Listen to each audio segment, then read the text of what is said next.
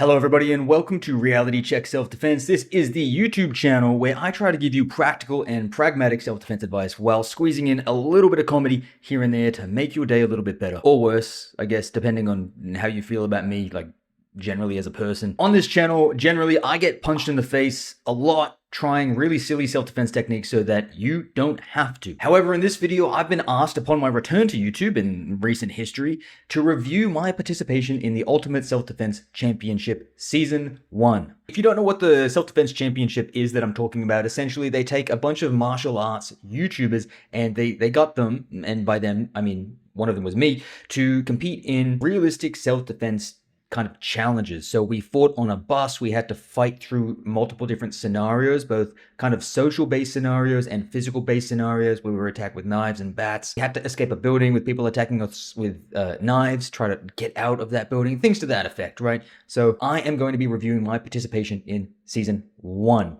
That's what you guys have asked me to do. So I figured I'd give you what you want, so you stay subscribed. The first challenge was us on a bus. All of the competitors had to fight each other on a bus, essentially. So let's take a look at my first fight. It was against Icy Mike. I'm gonna just assume you know who Icy Mike is. As I go through these videos of me participating in these challenges, I want to try to extract key details that I think are useful for you as someone who's trying to learn how to defend themselves as to what you can apply in your day-to-day life in order to be able to adequately defend yourself. So that way we can push through all of the nonsense and I can just give you the really good tips that I think are important from this. So let's get straight to it. Things could change as Icy Mike was about to fight Matt.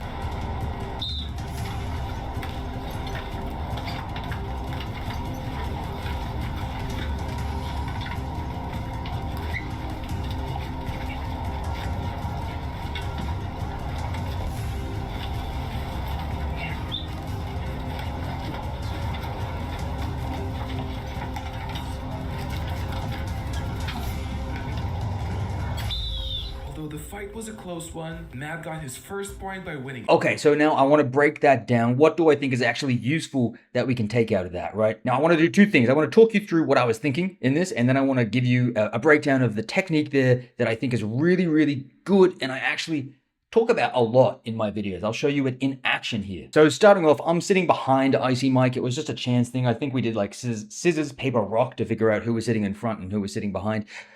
You'll see me stand up and kind of pause for a second. Was about to fight Matt. We'll take a look. We're waiting for the bell, and then I stand up and I pause like that, right? I'm pausing because dude's sitting down in front of me. It's like, yeah, it's a challenge where you're trying to win, but also like, I'm not just gonna give a tight left hook, like a left body rip to Icy Mike's side of his head while he's sitting down in front of me. So I kind of waited for him to get into a position where he could actually start to fight back, because I wanted to win, but I wanted to win with like honor and dignity and courage, the virtues that we should have in society. Some shit like that. I don't know, right? That's what I was thinking here. Right, so we're fighting jab, jab, jab, good kick, pushing. Basic grappling coming in handy here, right? Like he's got the underhook on with his right arm, but I'm kind of counteracting that with that left overhook over his arm. His upper arm, his upper tricep, right in the armpit and leaning forward. So he can't really do much with that underhook. And we'll get into a good position here, right? So this is what I call the teapot position. And this is a great thing to go into after you've been attacked in the street, right? Someone's gone for a big right hand and you've kind of just crashed in. You go for an overhook. You can see here I've got that overhook, which is where you got over the arm. You can go overhook or underhook. You go overhook on that arm that they've attacked you with, and then you insert your other hand on their face as a frame here. And what that essentially does is a couple of things that's really good. First thing is they can't get away from you. And the reason they can't get away from you is because you've got that overhook locked on. The second thing it does is they can't really do any significant damage. One, if they happen to have a knife in that right hand, you've got that locked up at the armpit, so they cannot retract that and continue to stab. They can't headbutt you because from here, you're blocking their head with that frame. They can try to give you little like pussy taps with that left hand, but it's not really gonna do much unless they do have a weapon in that hand, but that's the only real threat there. The key to this is a really tight overhook, and with this frame here, what you're trying to do is you're essentially trying to almost push their face away. You're keeping a lot of tension on that. So you'll see me here, I've got that overhook and I'm trying to keep a lot of tension. and he's almost trying to turn his head into me, but his body can come forward. His body's coming towards me, but his head is being... So like you try to come in, right? You try to go forward, but your head's here. So as you come forward, your chin gets pushed. So you end up just going like... You can't really do much with that, right? They're kind of stuck. Now, in terms of self-defense application, one of the things you can potentially do from here is, of course, you can trap and knee. You can trap and frame off an elbow, but also when it comes to going for the eyes, like eye gouging, fighting dirty, you've got them trapped with that overhook. They can't really escape. So you can, after you trap, you've got that frame really easily kind of... So how do I don't have anyone to show this on. So you've got that frame, you can easily transition, boom, and just pulse into the eyes. And if you don't have that overhook over their arm holding them in, they can kind of just like go away, come back and swing. But because they're trapped with that overhook, instead of going away and swinging back, they're kind of stuck. They try to get away and they're just, and your fingers are just right there for the taking. Just, right? So that's one technique, the teapot position, right? Good for control. Have a look. Got him, and he does end up slipping that arm out, so you got to do something with it. But I'm hoping you could kind of see how that is like a reasonable thing to do once you've crashed in onto someone's onto someone's punch when they've tried to attack you. The teapot position is great for control, and you got a lot of good offensive options while still having a good like defensive capability from there as well. Okay, on to the next one. This was my fight on the bus against Jeff Chan. Jeff Chan was a professional 1FC fighter, right? Professional mixed martial arts fighter. He gets paid to fight for a living. He gets paid to make martial arts content for a living, where he basically gets paid to go to the gym and train. Fuck, that'd be nice, right? How good would... Can you imagine? Like, instead of like going to your 9 to 5 and then you go to the gym and you're like tired and you're, oh shit, oh fuck, I forgot to eat lunch. And then you're trying to just get fucked up by some professional dude on the mats and trying to pretend like you just did something with your life, actually getting paid to do this. How great would that be? Good on him for being able to like make a career out of this. That's fantastic. Anyway, he basically just messes me up in this one. This shows the difference between someone who trains out just outside of work hours, who has a 9 to 5, versus someone who gets paid to do this professionally. He's not a professional fighter anymore. He doesn't actively fight, but he gets paid to train martial arts. And you can really just see the difference here. Watch him ragdoll me. All right, good knee. He got the underhook. That was all from the underhook, turning and pivoting, and then it's just over. I'm not sure what he is in jiu-jitsu, either like purple or black belt in jiu-jitsu, I think one of the two. So when I'm on the bottom, there's no hope. But you can see what he's doing really well there, what he was. He had good frames. Like as he goes for the elbow, he kind of maintains that frame there to stop me getting up. I managed to get up somehow. But yeah, he just messes me up. There's no hope. There's nothing I'm doing anytime soon. I knew it. He knew it. Everyone knew it. I was just happy to survive it. This next fight is against Sensei Seth. Sensei Seth is a big boy. He does sumo is his thing. Not good for me to be in a tight place against someone like him. Really not good. But we'll have a look at our fight. We'll watch it all the way through. And then I'll take out some key lessons I think we can apply from this. So let's just go ahead and have a look. Sensei Seth versus Matt.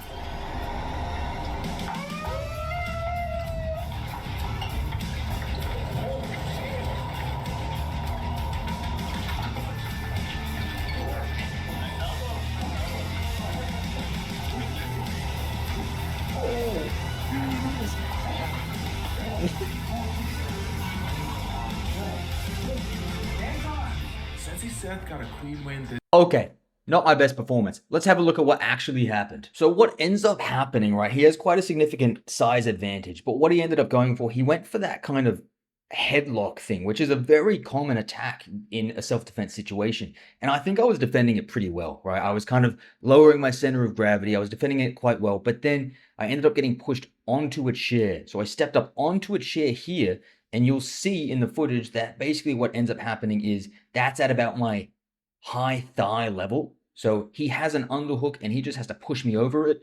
It's blocking my path. So essentially he used the environment or the chair to sweep me, and with his significant size advantage and his skill level, once he was on top, I was toasted. Let's watch that in action. Come out aggressive, come out swinging, go for that tie clinch, getting shaken around on the bus. So he's got that kind of headlock. He's going for it. struggle. I'm defending all right. I'm defending. And then he just pushed me over that chair with that underhook. Underhook gives you a lot more ability to move people. That in combination with that chair being there to block me. It was kind of like that thing you do in the playground where you get someone to go on all fours behind someone and then you push them over that person. He basically did that. He playgrounded me. That feels weird to say. I think that's fine, right? Surely. Anyway, then he just beat me up, right? So oh man, that's tough to watch. You don't want to watch that happen to yourself. Look at my face here. Hold on. Look at my face here.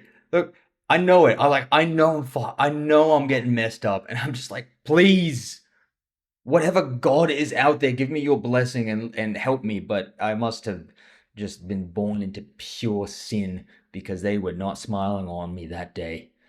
The gods were not smiling on me at all. I was not going to Valhalla. The Valkyries were not coming for me. So lesson from there is using your environment. If you can get a collar tie or however you want to do it, if you can pivot so that there is an obstacle to trip someone over behind them or to the side, you can just simply run them over that, right? It doesn't take a lot of skill. So long as you have some level of athletic explosiveness and strength, you should be able to implement that pretty well. Collar tie, push or pivot, and then just push them over an obstacle, run them over it. Kind of eliminates the need to learn highly advanced takedowns. If you can take in your environment and use it to your advantage like that, like Sensei Seth did there, you don't really need a good single leg or a double leg. Obviously, it's good to know them. I'm not saying don't know them, but this is just a lot easier to set up if you can recognize something like that in your environment. All right, this was the scenarios. So we're looking at the scenarios now. This is where I think it was 5 or 6 scenarios. We didn't know what was going to happen. We had to stand there with our eyes closed, count down, and when we were touched, we could open our eyes and we had to engage however we saw best. Or if we counted all the way down to 0, we had to open our eyes and do the same. So I'll show you one at a time, each scenario, and then we'll go back and watch it again and I'll talk you through what I was thinking and a lesson that I can pick out of it, if I can. Let's watch the first one.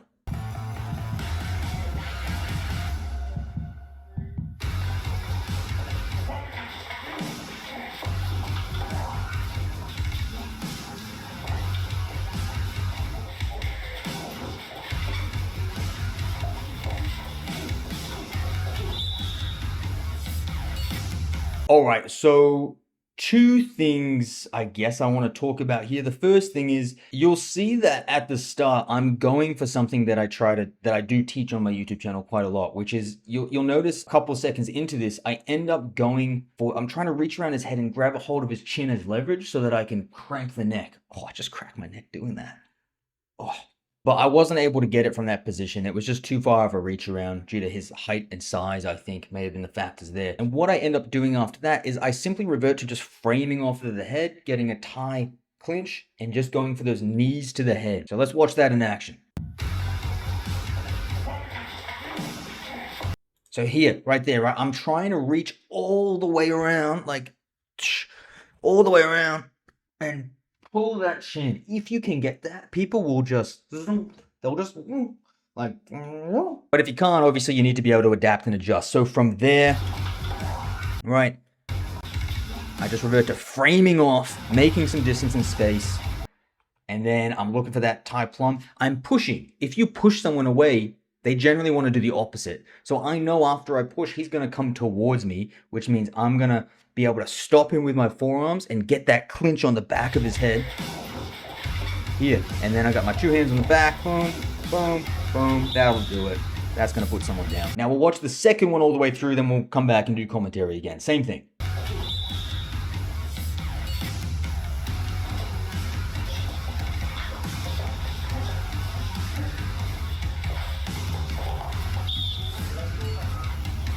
All right, 2 things from this one. The first thing that I want to point out about this one is my initial instinct, right? My initial instinct is to get my palm, shoot it straight up under the chin, get my fingers to the eyes, and just push that head back. You'll notice a theme starting to appear here. In the last one, I tried to reach around, grab the chin, and twist. In this second one, my instinct was to, again, mess with his posture by slamming my palm straight into the face, pushing his head back, And ideally, without the mask, my hands as like a secondary attack there would also, my fingers, sorry, would also be going into the eyes. This is all based on the concept of where the head goes, the body follows. So wherever you put someone's head, their body is going to follow that. Let's watch it in action, just again. So he comes in, boom. Look at that. His chin shoots straight up. He should have lifted me off the floor there. That's what he was going for, but I beat him to the punch. Initial response is just boom. Always. If something's going down, your initial response, cover if you think necessary, but always striking straight to the face. Hard palm strike and fingers in the eyes as a secondary attack, right? Really shooting into that face straight away. And because I came up from underneath, look at his posture. He cannot throw me like that. He started to, but I got in quick.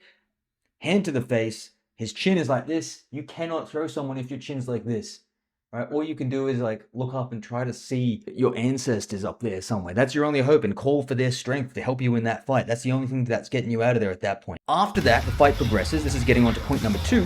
Remember what the goal is in self-defense. If you only train mixed martial arts, if you only train jiu-jitsu, you'll probably get into the habit of thinking like, okay, I'm on top. I got to pass his guard. I have to like get into an actual position. Because this isn't a position. I'm in some like no man's land here. I need to get into knee ride or something like that, right? If you're not with your family, if you can run, no, you've got done what you need to do. Now just get out of there, right? I'm trying to punch him, but he's blocking. And then I'm like, wait, why am I trying to punch him? Just go, right? There's no need to stay and try to punch the dude. Just get the hell out of there. Boom. So 2 lessons from that one, just again, is where the head goes, the body follows, straight to the face. And remember what your goal is in self-defense. Eliminate the threat so you can gain distance and get out of there. Don't stick around and try to play the game. Okay, we're going on to number 3 now. Same thing, we'll watch the thing all the way through and then I'll do my commentary afterwards.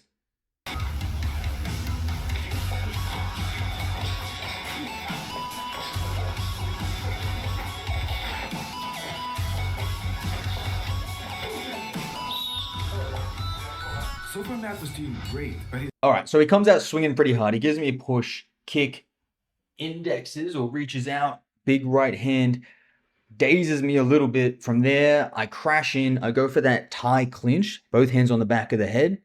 You'll notice I like that. I love crashing in and getting the teapot position that we talked about in the first video, and I like crashing in and getting the tie clinch. And what I end up doing is I essentially end up getting a few knees in, and then I push. I like to get the tie clinch and I push because, again, when I push, I try to push them backwards. What do they want to do? They want to come forwards. I encourage that. So I push them knowing that they're going to try to come forwards, at which point I snap down. In this case, I think he dropped to his knees, and that knee to finish was right there. Right there. Let's watch that. He comes in, I'm dazed, I go for the grapple, work my way up to the tie clinch, push, and then I snap, and then the knee, boom, to the face right there. That's putting him down. Obviously, I pulled that. I'm not going to do a full knee to the face. This one, there's no need to watch it first. I just deep rear naked choke, and they messed me up. There was no getting out of that, unfortunately. For me, didn't do too well. Did not do too well at all. That's just situational awareness. Don't let someone come up behind you, sneak up behind you, and choke you. Right, that's what that boils down to, essentially. This one, again, this was a knife threat. We're just going to get straight into this one. If someone has a knife and they want your money, give them your money. If they then proceed to make you think that that they may want to take you to a secondary location, or they want to actually try to hurt you, then that's when you go. But just give them your money, man. It's a knife. All they have to do is like this, and you have to try to like do some really complicated stuff to try to get out of that. It's an uneven playing field. They have to do this. You have to like attack and trap the arm and get a 2-on-1 and then get to a Russian tie, and then it's too much. It's not fair. Just give me shit. All right, and this one, we'll watch this one all the way through, and then I'll come back and talk about it. So this is a baseball bat attack.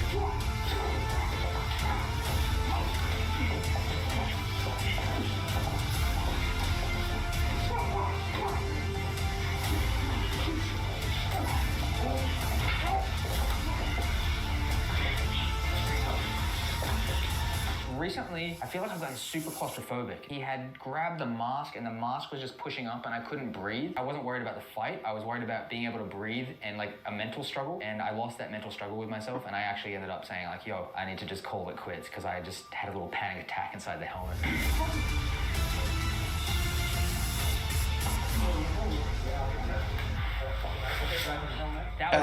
So look, they gave me a point for that just because I was in a good position. I'm not happy with that, but at the end of the day, guys, when I went into this, I really had not trained combat sports or anything martial arts related for a year. I wasn't training with Jeff for like a long time leading up for this. I was just doing a workout on my gymnastics rings. I was going to the gym and I was running. I had lost that resiliency that you gain from practicing combat sports on a regular basis. I didn't have that resiliency. I felt like I was suffocating and I just gave it. I'm not happy with myself there, but I also have some compassion for myself because I was like, working a 9 to 5, just doing regular gym bro type stuff, going for runs. I didn't have that resiliency there. As for the lessons that I want to talk about for that one, it's basically just the basic concepts that you want to follow when it comes to, defending against a baseball bat. With baseball bats or blunt force weapons, you're either in or you're out. It's about moving all of your mass out explosively and then moving all of your mass in really explosively. It's not like head movement in boxing where it's like, oh, catch, shoulder roll, duck, shoulder roll, duck, catch, hup, hup. It's really subtle movements. No, this is, right? It's about timing, getting in and out. So you'll see I'm just moving my whole mass out, then I'm all the way in, and I just wrap over that arm. I try to turn it to disarm, but it slipped out. Boom, slips, god damn it. So all the way out, all the way in, wrap, and from there, I got the disarm on that one. We dropped it, I think, right? Yeah, and I tried to go for the teapot, but Adrian was just quick on the draw, and he dropped down and got my ankle quickly and turned me over. I didn't get my frame in quickly enough for that one, unfortunately. But if I had got the frame in for that teapot, really, you'll see what should have happened is, right? Theoretically, if I had that good frame in there, he wouldn't have been able to get in. But you can see he kind of ducks under my arm because I just wasn't quick enough. I was tired, blah, blah, blah. And he got me. So main lesson there, baseball bat defense, you're moving all the way out or all the way in. And if you're going for the teapot, make sure you're not exhausted and tired and you're faster than I am. Okay, this is the hide and go stab. So this is the one where they chased us into a building with knives. It was me, Ramsey, Jeff Chan. Jeff Chan had died. Ramsey was still hiding. I was on my own. That's where this picks up.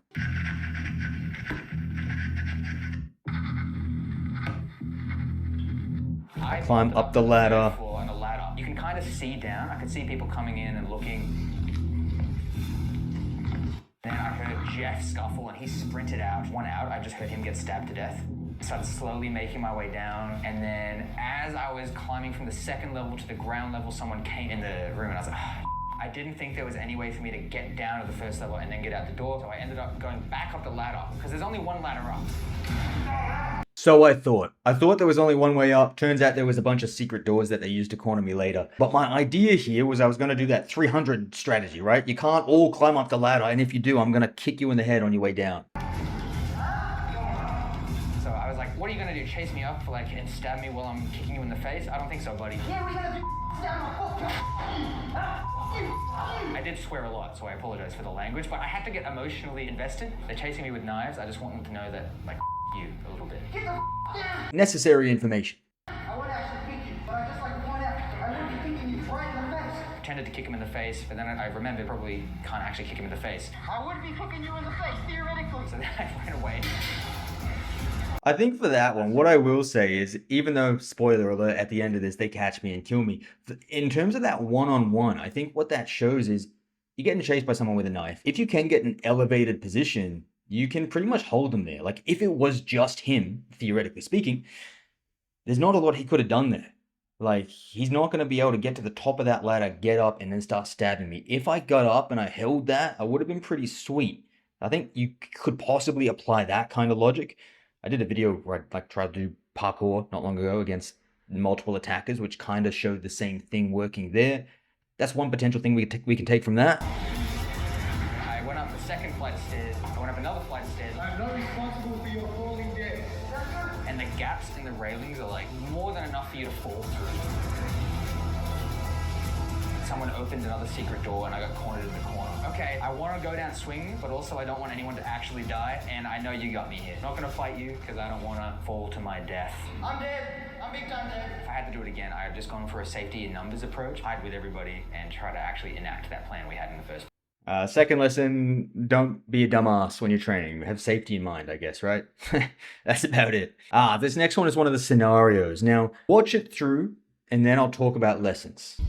I reckon Matt was number one, because remember we had that chat to you outside? Yeah.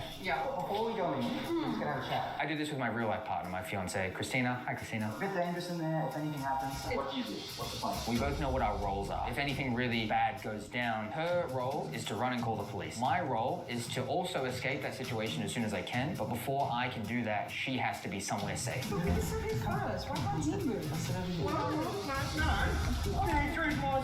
Okay, we're gonna go.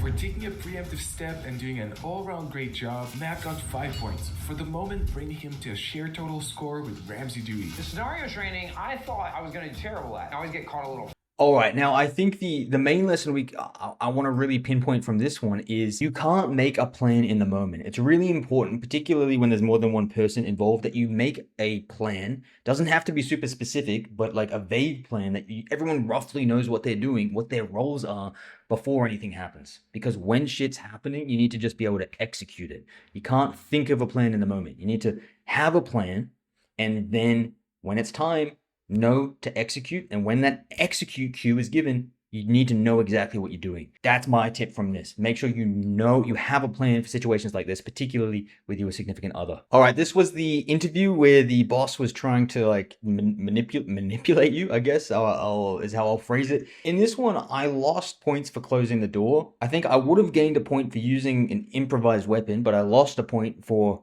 closing the door. But at the same time, it's like a work. You know what? Let's watch it and then we'll talk about it so you know what I'm talking about. Being seated for too long, he was kept at 3 points, while Matt made his own mistake. Where's the man on steroids hiding in a cupboard somewhere? You want, should I close that door? If you like. As soon as I realized what MJ was doing, my brain honestly flicked from I'm doing a scenario game to I actually have a partner in real life and I need to act as this is real. The good news is that we can probably fix it. Cause like, I got a like she was my fiance at the time, but I got a wife, man. I don't have patience for any of that. So I think what happened is I would have gained a point here for using the improvised weapon, but I closed the door, which like lost me points. So I stayed at the even 3, which is what you started with. 3 points. I don't know. Like I was in an office setting, which was apparently at my place of work. Generally, if I'm at a place of work and I'm having like a meeting with the boss, I like to close the door just for a bit of privacy, especially if they're like, hey, man, can you come in here? I have to talk to you. If I'm getting fired, I don't want other people hearing that. I want privacy. But, you know, you can't really live your whole life thinking like, oh, I'm at work, but there could be attackers. I have to keep the door open, improvise a weapon at work, which is my job. And I work in a school full of students, and I improvise a weapon in case my boss, who's also my principal, attacks me. Like, you can't, it's not sustainable, man. So like, I get why they did it, but it's also like, you know, it's just not, you can't live your life like that. Like, you gotta have reasonable stuff going on. On to the next one. This was the Shank tank. So this was, you had a bunch of people try to attack you full force with a knife, right? We'll watch it through each one and then I'll talk about it. I figured I'm in a bit of a recessive mindset. I need to switch that to become the predator, and I just started swearing at Aaron. And that helped me transition into being a bit more aggressive and just focusing on finishing the job.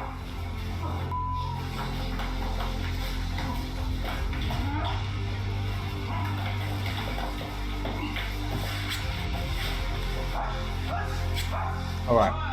Even though A few Matt good was things from close that to one there. I did a move that I've already talked about a few times in this video. Did you pick it up? That's right, it was the teapot. Let's have a look at the teapot in full contact action here. So I'm closing the distance, get stabbed a few times. Overhook on the hand, wrapping it up. And then my other hand currently has a collar tie, but I transitioned to the actual proper teapot technique in a second. I figured I'm in a bit of a recessive mindset. I need to switch that to become the predator, and I just started swearing at Aaron. So at the moment, I'm kneeing. I've got one overhook, trapping the knife hand, and I'm kneeing with a collar tie with the other one, and there's the teapot, right? You'll notice how this works dynamically. Like, you'll see it work in a dynamic setting. As he makes distance, I use that to elbow. As he comes towards me, I frame off and focus on trapping that knife hand. And then when he makes distance again, I elbow and then I palm strike and I reinsert that frame. So I'm kind of like, whatever he does, I've got an answer for it. And that answer is generally either a knee to the groin, a knee to the head, an elbow to the face, or like a back fist to the face or a palm to the face, all while keeping the other hand wrapped up. And I'm using that also to trap him close to me too. So just watch how that works dynamically, the teapot. And just focusing on finishing the job. Using the wall, up against the wall, trapping the hand, pushing into the face, and then I end up just going for some shitty little sweep. And I pulled those punches, obviously. Pulling those punches, I'm not trying to kill anyone. Maybe I should, right? Maybe I should have fucking just killed Aaron. Alright, second one.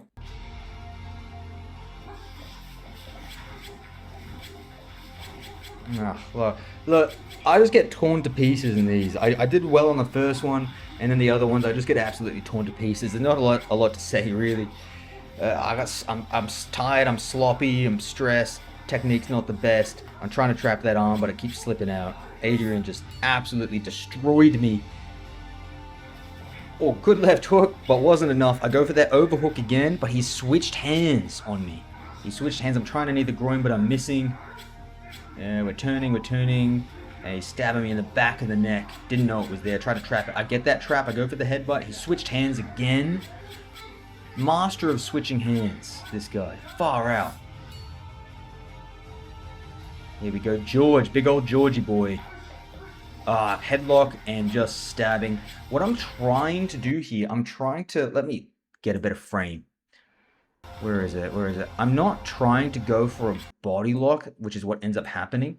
I'm trying to trap that arm and push it back here so that I can then take my right arm and feed it through and trap it. Kind of like that. And if you can get that, you're pretty sweet. You can easily sweep them from there. George is just too big and I couldn't get it. And he just pumped me.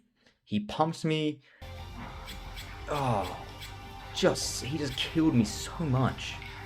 I just died and I couldn't get it. And then I just went home and cried myself to sleep that night about that. No, actually, it was fine. We're bros. It's all good. But like the rest of the competitors, Matt did not get any points. See this? Despite a great show of heart, like the rest of see that happy smile? See this happy guy? That's a lie. That's all a lie right there. And then it was my turn False. to have the fight. Alright guys, and that is the video today. I hope you liked it. If you want to see more practical self-defense videos, make sure you subscribe to this channel. Some of you aren't actually subscribed. And if you are subscribed, make sure you hit the notification bell icon. And also, of course, thank you to my one patron over at patreon.com. You can support me on Patreon if that's something you want to do. And I guess I'll see you next time. Thanks for watching and thanks for supporting. Bye, guys.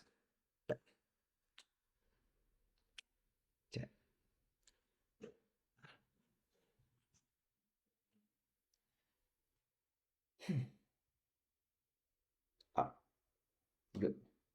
Can you guys go?